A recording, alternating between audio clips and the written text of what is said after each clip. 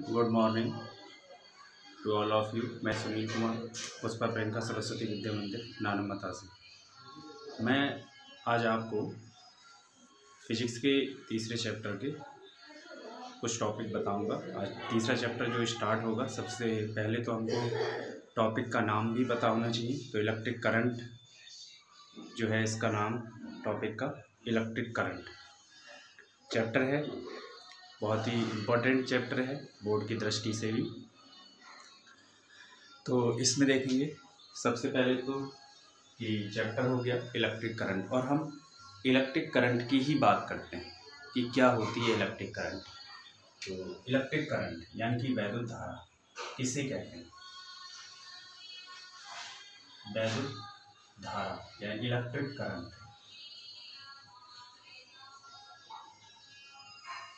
तो electric current कहते किसे हैं, सबसे पहले तो हमें यही पता हो। इलेक्ट्रिक करंट जो होती है वो किसी एकांक समय में आवेश प्रवाह की दर वो इलेक्ट्रिक करंट कहलाती है। इसको रिप्रेजेंट करते हैं आई से। यदि अगर आवेश Q हो t समय में, तो उसमें बहने वाली जो धारा होगी वो I = Q/T।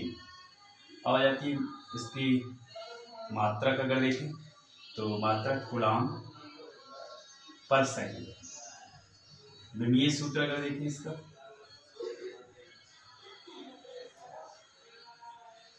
या इसका मात्रक होता है एम्पियर। विमीय सूत्र हो जाएगा, जैसे Q का विमीय सूत्र AT और T का जो होगा कैपिटल T, और T से T कैंसिल हो जाएगा यानी कि कैपिटल A। ये इसका विमीय सूत्र होगा। जनरल जो है इसका जो फार्मूला हम उपयोग में करते हैं, यानी कि इसका मात्रक जो है वो एम्पियर उपयोग में लाते हैं और विमीय सूत्र। दूसरा एक आ जाता है कि एक कैसी राशि है, तो ये एक अदिश राशि है। यह अदिश राशि है। अदिश राशि किसी भी चालक तार में, जैसे एक चालक तार है और उसमें बहने वाली जो धारा, और इसमें अगर एक बैटरी लगी हुई है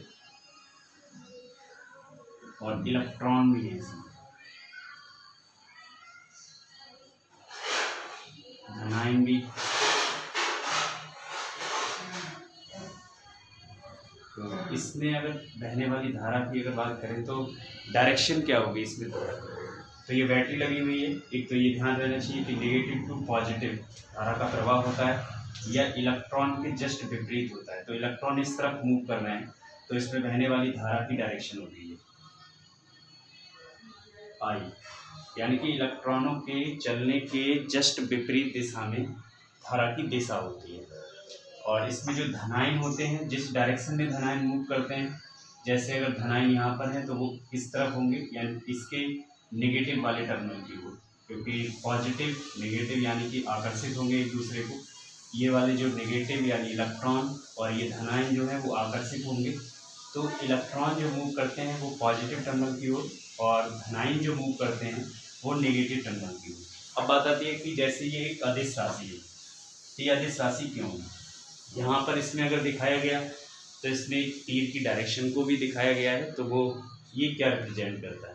तो हमेशा एक ये ध्यान रहना चाहिए, किसी भी चालक में जब धारा बहती है तो वो केवल और केवल धनायन के चलने की इंडिकेशन होता है। अब जैसे इसमें धारा की जो डायरेक्शन है वो धनायन जो चल रहे हैं उसका इंडिकेशन है कि ये धनायन इस डायरेक्शन में जा रहे हैं, तो वही धारा की दिशा होती है। ये एक अदिश राशि है। क्यों है? क्योंकि ये वेक्टर के नियम का पालन नहीं करती, सदिश के नियम का पालन नहीं करती। क्यों? जैसे अगर धारा है और इसलिए जैसे मान लिया कि 90 का कोण बन रहा है, तो धाराएं हैं, एक मान लिया कि 3 एम्पियर की है और एक है 7 एम्पियर, और इसमें एक इधर वो 4 एम्पियर की, और टोटल मिला के हो रही है यहाँ पर 7 एम्पियर। यानी कि इससे धारा आ रही है 4 एम्पियर की, यहाँ से धारा आ रही है 3 एम्पियर की, और दोनों मिलाकर हो रही है इसमें 7 एम्पियर। तो ये वेक्टर के नियम का जब पालन होगा तो वेक्टर के नियम में भी इसका मान 7 एम्पीयर आना चाहिए। तो अगर हम दो वेक्टर होते हैं उसका अगर हम परिणामी निकालते हैं तो परिणामी निकालने का फार्मूला होता है, अगर दो वेक्टर हैं a स्क्वायर b स्क्वायर, ये वेक्टर हैं, वेक्टर का परिमाण का स्क्वायर प्लस का 2ab cos थीटा। अब थीटा जो आता है वो दो वेक्टरों के बीच का कोण होता है, तो इसमें आ जाता है। अब यहाँ पर एक तो हमारे पास 3 एम्पीयर की धारा है, तो हम यहाँ पर जो परिणामी निकालेंगे वो धारा के लिए परिणामी निकालेंगे, तो I हो जाएगा और A होगा यानी कि 3 का स्क्वायर 4 का स्क्वायर और इसका हो जाएगा यानी कि 2, इसका हो जाएगा 3 × 4 और cos 90। cos 90 का मतलब हो गया 0, ये पूरा 0 हो गया और ये 0 होने पर ये हो जाएगा 3 मतलब 9 का 9 हो जाएगा और इसका हो जाएगा 16, यह हो जाएगा 25, यह हो जाएगा 5। मतलब हो गया कि यहाँ पर जो 5 आ रहा है वेक्टर के नियम से आ रहा है 5 और यहाँ आ रहा है 7, तो इसलिए ये एक सदिश राशि है, क्योंकि ये सदिश के नियम का पालन नहीं करती है इसलिए इसको अदिश राशि कहा गया। अब एक टॉपिक इसमें आता है वैद्युत धारा के बाद धारा घनत्व किसे कहते हैं, धारा घनत्व। तो धारा घनत्व इलेक्ट्रिक करंट, वो इलेक्ट्रिक डेंसिटी, करंट डेंसिटी कर देंगे, तो करंट डेंसिटी, तो इसे धारा घनत्व कहा जाता है। कैसे कहते हैं इसको कि कोई भी अगर चालक है, जैसे इसमें धारा बह रही है, तो चालक के एकांक क्षेत्रफल में बहने वाली अवलंबवत धारा को धारा घनत्व कहते हैं। इसको रिप्रेजेंट करते हैं, जैसे रिप्रेजेंट करते हैं कि एकांक क्षेत्रफल में बहने वाली धारा वो कहलाती है धारा घनत्व। इसमें रिप्रेजेंट किया जाता है कैपिटल जे से। ये एक सदिश राशि है और इसका अगर मात्रक देखें तो एम्पियर पर मीटर स्क्वायर, ये जी इस तरह से इसका ये मात्रक हो गया। ये एक सदिश राशि हो गई, सदिश राशि हो गई। इस तरह से दो टॉपिक आगे। इसमें जो टॉपिक आता है होता है मुक्त इलेक्ट्रॉन मॉडल। तो मुक्त इलेक्ट्रॉन मॉडल क्या होता है, इलेक्ट्रॉन का।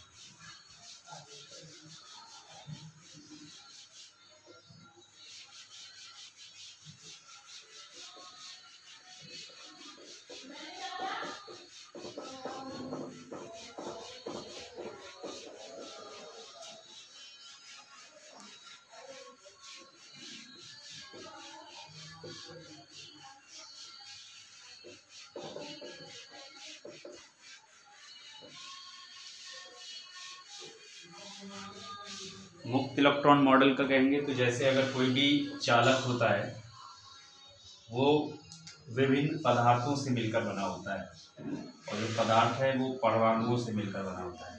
परमाणु की अगर बात करें तो परमाणु में एक नाभिक होता है और नाभिक में होते हैं न्यूट्रॉन और प्रोटॉन होते हैं, और उनके बाहरी जो कक्षा होती हैं उसमें इलेक्ट्रॉन मूव करते हैं। तो इसमें अगर हम बात करें कि जैसे इसमें ये नाभिक है और नाभिक में जो न्यूट्रॉन और प्रोटॉन है उसके पास में जो कक्षाएं हैं उसमें इलेक्ट्रॉन, धातुओं का मुक्त इलेक्ट्रॉन मॉडल है ये।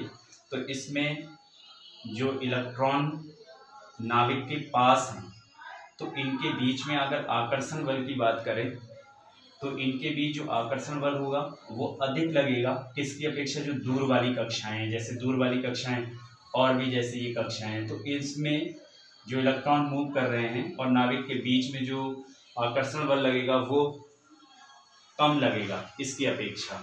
इसकी अगर बात करें तो इसमें सबसे अधिक आकर्षण बल लगेगा क्योंकि सबसे पास की कक्षा है, ये वाली जो कक्षा है सबसे दूर की कक्षा है। तो इसमें और नाभिक के बीच में जो आकर्षण बल लगेगा वो कम लगेगा। अब ये जो इलेक्ट्रॉन है, अगर इन्हीं इलेक्ट्रॉनों को बाहरी स्रोत से अगर कोई ऊर्जा दे दें तो ये इलेक्ट्रॉन क्या करते हैं कि अपनी कक्षा को छोड़कर ये जो रिक्त स्थान है इसमें अनियमित गति करते रहते हैं। ये जो रिक्त स्थान है जब इनको बाहरी स्रोत से क्या करते हैं, ऊर्जा दें, तो ये जो इलेक्ट्रॉन है अपनी कक्षा को छोड़कर इसमें क्या करने लगते हैं, मूव करने लगते हैं, यानी कि अनियमित गति करने लगते हैं। तो इन्हें क्या कहते हैं, मुक्त इलेक्ट्रॉन कहते हैं, फ्री इलेक्ट्रॉन होते हैं। ये धातुओं में इनकी जो संख्या होती है वो बहुत अधिक होती है। अगर हम अधातुओं की बात करें तो इनकी संख्या बहुत कम होती है। धातुओं जैसे जितनी भी धातुएं हैं उसमें इलेक्ट्रॉन की संख्या, मुक्त इलेक्ट्रॉन की संख्या बहुत अधिक होती है, लेकिन अधातुओं में इनकी संख्या बहुत ही कम। धारा का जो प्रवाह होता है किसी भी धातु में तो बहुत ही आसानी से होता है, लेकिन अधातुओं में धारा का प्रवाह आसानी से नहीं होता, क्योंकि उसमें इलेक्ट्रॉन जो होते हैं वो बहुत ही कम होते हैं। कम मतलब नगण्य, लगभग जीरो। इस तरह से ये है धातु, ये कहें मुक्त इलेक्ट्रॉन मॉडल है, मुक्त इलेक्ट्रॉन मॉडल। इस तरह से इसका टॉपिक